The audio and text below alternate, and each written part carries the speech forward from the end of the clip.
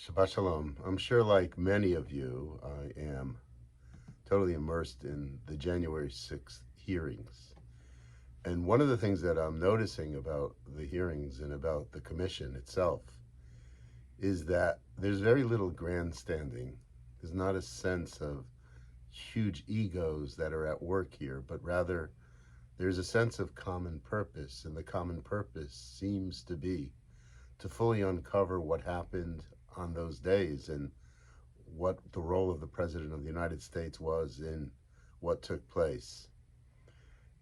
It made me aware of something that takes place in this week's Parsha, where Moses realizes he's no longer going to continue as the leader of the people and asks God to name his successor.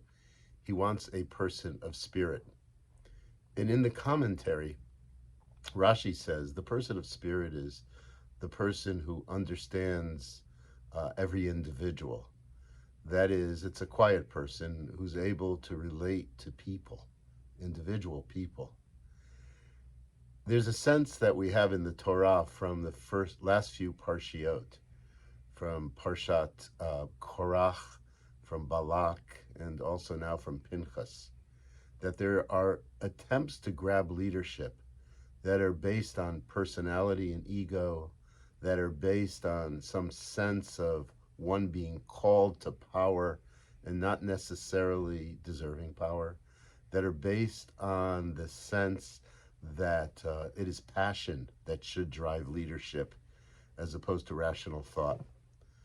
One of the things we realize around here at the synagogue, and I think most of us realize how important it is in the political realm also, is that leaders are not necessarily the people who speak the loudest.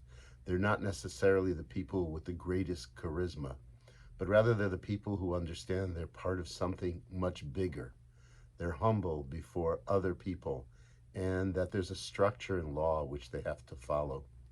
Hopefully we will rebuild our country and find people who are able to once again speak to each other and respectfully disagree.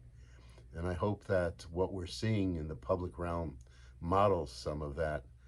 I'm looking forward in these very difficult days for a better future. And I know that we'll walk into that together as a community in this synagogue, as a larger community.